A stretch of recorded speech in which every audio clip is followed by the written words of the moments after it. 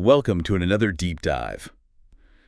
Today we're going deep, really deep, into the world of spirituality. You could say that again? You guys sent in a ton of material for this one. It's going to be amazing. It really is. There's just so much to unpack. Yeah, and we even got some passionate stuff from this website called stokeit.new. Oh, yeah. They're all about having these conversations. Yeah, they're really trying to build a better world through understanding, you know? For sure. And I think that's what we're doing here, too. Exactly. I mean, just the range of stuff people sent in. It's amazing how many different ways people connect with something bigger than themselves. It really is. There's ancient traditions, modern practices. I mean, where do we even begin? Well, I think what's fascinating is that no matter how different these paths seem, they all have this common thread, right? Oh, yeah. What is it? The search for meaning, connection, purpose. Like, it's a universal human thing. It is. It is. And we're going to try to get to the bottom of that, right? Yeah, let's do it. Okay, so let's start with what people usually think of when they hear spirituality, the Eastern traditions. Perfect place to start. Yeah. We've got Buddhism, Hinduism, Taoism, each with their own whole way of seeing the universe. Exactly. And maybe a good place to start would be with Buddhism. You know, it really tackles this idea of suffering head on. Oh, yeah, it doesn't shy away from that. No, not at all. It actually says, look, life is full of suffering, Right. but there's a way out. Okay. And that way out is through understanding the causes of suffering and then following a path to liberation. And that path is? The Four Noble Truths and the Eightfold Path. Okay, so that's where it gets maybe a little tricky. Seem that way. Yeah, because everyone suffers, right? Sure. I mean, I get stressed out about deadlines at work. Yeah. I get frustrated when I'm stuck in traffic. Is that what Buddhism's talking about, or is it something deeper? It's both, really. Okay. Buddhism acknowledges those everyday struggles we all face, but it also addresses these, deeper questions, about meaning and purpose, the whole existential thing. Right. So the Four Noble Truths lay it out. Life involves suffering. Suffering comes from attachment and craving. Suffering can end, and there's a path to end it. Okay. That path is the Eightfold Path. And that's not just sitting in a cave meditating. No. It's a practical guide for living with more awareness, more compassion, more wisdom in every part of your life. So it's about, changing your mindset. Yes. Your actions. Absolutely. Even your speech. Even your speech. It's about cultivating inner peace and living ethically no matter what your situation is. Okay, that's a lot to take in. But within Buddhism, there are different branches, right? Oh, for sure. We've got Theravada, Mahayana, Vajrayana. Yeah, those were in the material we got. So what's the difference? If someone's drawn to Buddhism, how do they know where to start? It's imagine different trails all leading up the same mountain. Okay, I like that. They all want to get to the same place, enlightenment or liberation from suffering. Right. But they take slightly different routes. So Theravada Buddhism, that's the oldest one, the OG Buddhism. The original. Exactly. It emphasizes individual enlightenment. It's all about studying the Buddhist teachings and meditating to free yourself from suffering. Okay. Then you've got Mahayana Buddhism, which has this big heart. Big heart. It's all about compassion. Okay. Helping all beings achieve enlightenment. So not just yourself. Not just yourself. They have this idea of the bodhisattva who's like, I'm going to delay my own full enlightenment to help others get there. Whoa. It's pretty amazing. So one's a solo climb and the other's a group expedition. Yeah, something like that. Mm-hmm. And then there's Vajrayana, which is Tibetan Buddhism. Think mandalas, rituals. Okay. It's a more esoteric approach, let's say. So there's something for everyone. That's really cool. Okay, let's switch gears to Hinduism. I'm super curious about these concepts. Dharma, karma, moksha. They're central to the whole thing. Absolutely. They're foundational to Hinduism, and they're all intertwined. Okay, how so? So Dharma is your duty, your purpose, what you're meant to do in this life. It's based on your unique skills, your circumstances. It's like playing your part in this grand cosmic play. Oh, like that. And then karma is about cause and effect. Your actions have consequences. Makes sense. But it's not just about punishment. It's about how your actions shape your future in this life and the next, because Hindus believe in reincarnation. Oh, yeah, it's a big one. So it's what goes around comes around. Exactly. And then you've got moksha. That's the ultimate goal in Hinduism. It's liberation from this cycle of birth and death. It's about achieving unity with the divine. Wow. So how do dharma, karma, and moksha all fit together? It's like a journey.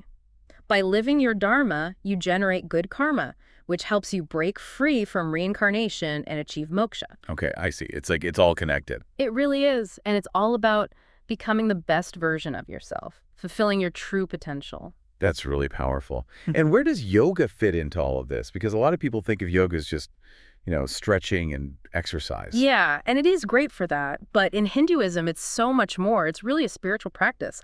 It's about uniting the body, mind, and spirit. Okay, so it's not just about the physical poses. No, not at all. There are different types of yoga, each with its own emphasis. You've got jnana yoga, which is about wisdom and the self-knowledge. Okay. Then there's bhakti yoga, which is about devotion and love for the divine. And karma yoga, which is about selfless action and service to others. Oh, so many different paths within yoga itself. They're all paths towards achieving oneness, which is at the heart of Hinduism. So it's about finding that deeper meaning in every posture and every breath. Exactly. It's a holistic system, integrating the physical, the mental, the spiritual. Yeah, it all comes together. It does. Okay, last but not least on our Eastern tour, Taoism. This one's always felt a little, mysterious to me. It is mysterious. Yeah. What is this Tao all about? How do you even explain it? The Tao is often called the way. It's the underlying principle of the universe. But it's not a god you can pray to. It's more like this natural flow, Okay. this force that's like constant and always changing at the same time. Whoa, that's a lot to wrap your head around. It is. It's really hard to put into words. The Tao Te Ching, which is like the Taoist Bible, Okay. it describes it as the source of everything, Okay. the unity that's behind all duality. Okay, I'm trying to picture this. Do you have an analogy that could help? Okay. Imagine water flowing downhill. Okay. Effortlessly. It always finds the easiest path, It adapts to everything in its way. That's kind of like the Tao. Or picture a plant growing towards the sunlight. It just instinctively does what it needs to thrive. Okay, I see. It's like this natural, effortless unfolding. Exactly. That's the idea behind the Tao. So how do things like Tai Chi and Qigong fit into this going with the flow idea? They're all about cultivating harmony and balance, Okay. both within yourself and with the world around you. They use slow, deliberate movements, and deep breathing to enhance the flow of qi, which is like your life force energy. So they're working with energy. It's not just gentle exercise. Right. It's both physical and energetic. Okay. A kind of moving meditation. It's amazing how much we've covered already. And what's really striking is how different these Eastern traditions are. It is. Buddhism grapples with suffering. Hinduism is all about fulfilling your dharma. And Taoism is about aligning with this flow of the universe. And that's just the beginning. We've got a whole world of Western mystical traditions to explore next. Okay, sounds good. Ready for more? I think our listeners are going to be blown away by what we find. All right, so we're leaving the East behind and heading west into the world of mysticism. It's a whole different vibe, for sure. Yeah, what are we even talking about here? How is this different from what we just explored? Well, Western mysticism is often less about organized religion, and more about direct experience of the divine. Okay, so less about rules and more about experiencing it. Exactly. It's about cultivating that interconnection with the sacred. And we've got some really cool branches to explore here. Christian mysticism, Sufism, Kabbalah. Okay, those were all in the material. Let's start with Christian mysticism. I mean, how is that different from just regular Christianity? They both believe in God, right? They do.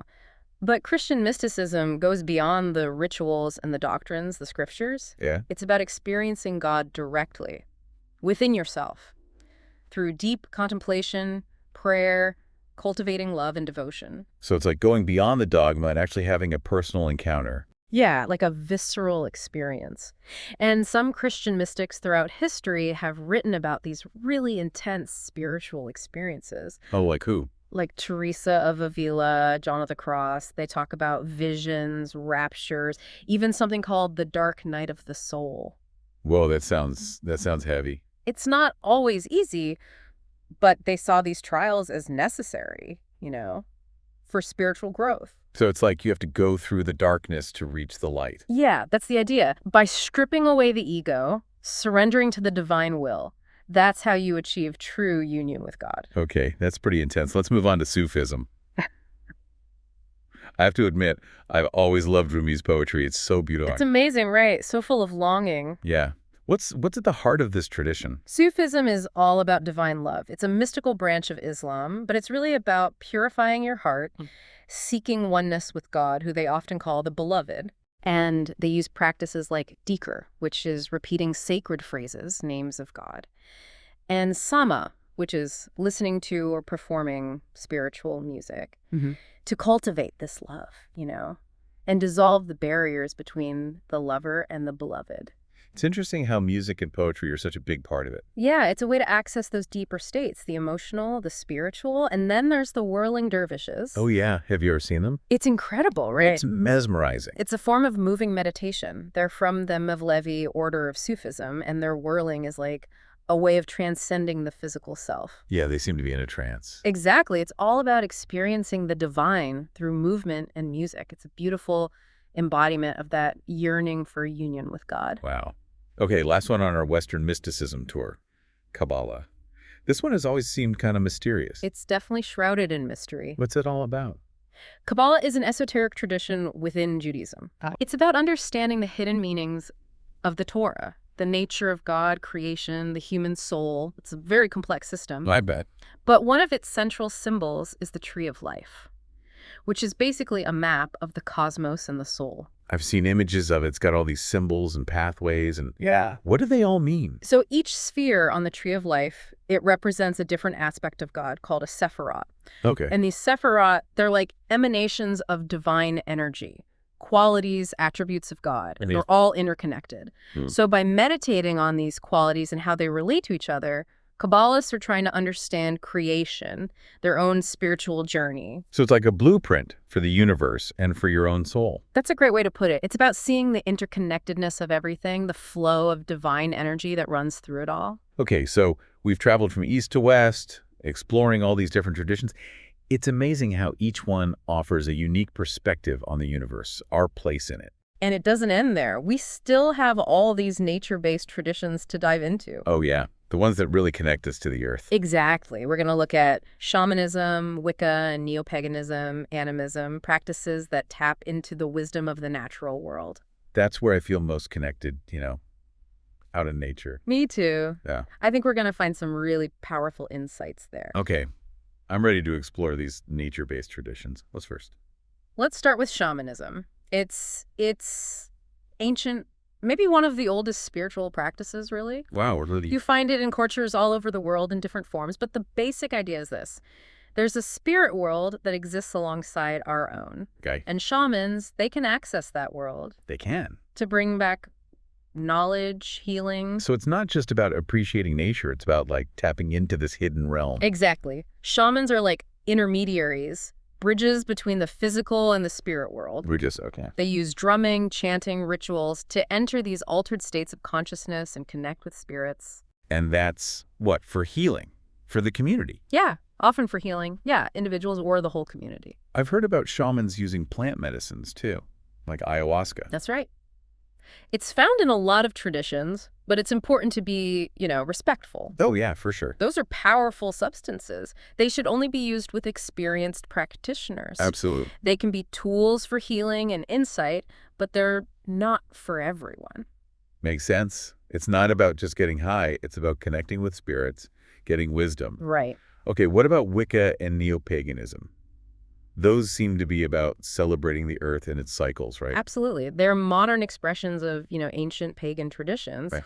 They honor the earth as sacred. They celebrate the seasons, the moon phases, the elements. They might work with deities from different pantheons. But the emphasis is on nature. Yeah, connecting with the divine through nature, living in harmony with its rhythms. So celebrating the solstices and equinoxes, honoring the full moon, working with herbs and crystals, all that stuff. Exactly. They see the divine in all of nature. Their practices reflect that deep reverence for the earth and its cycles. It's a beautiful way to live.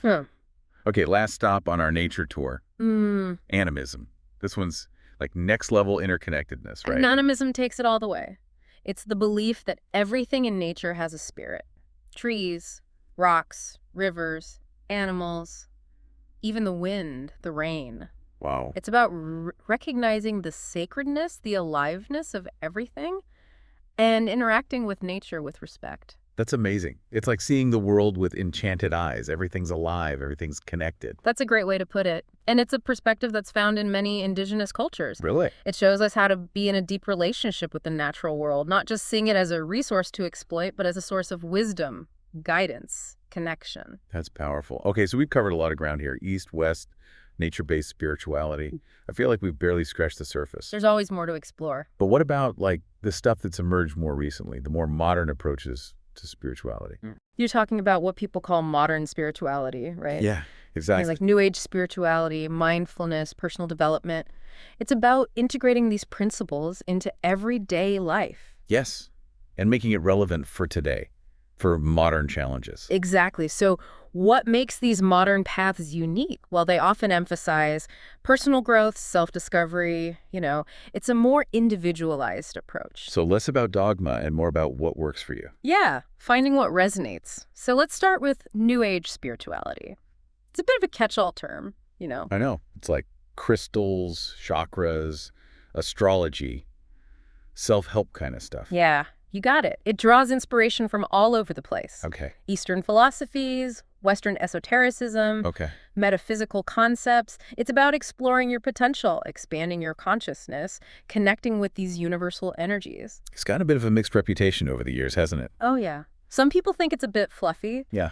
but others find it really empowering. Like any path, it depends how you approach it, right? But I think at its core, it's about this genuine desire for growth, healing, connection. So it's about using those tools, whatever they are, to create a more meaningful life. Exactly. And that brings us to mindfulness. It's everywhere these days. It is. I've tried some mindfulness apps. They're good for stress. But where does it come from? It seems Buddhist to me.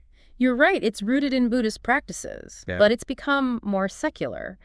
At its heart, mindfulness is about paying attention to the present moment without judgment. Okay. Noticing your thoughts, feelings, sensations, without getting swept away by them. So it's about being aware of your inner world and what's around you. Precisely. Yeah. And studies have shown it can really help with mental and physical health. Really, like it's not just a feel-good thing. No, it's backed by science. It can reduce stress, anxiety, depression, improve focus, even boost your immune system. Wow, that's amazing. No wonder it's so popular. It's simple, accessible. Exactly. Anyone can do it. Okay, last one.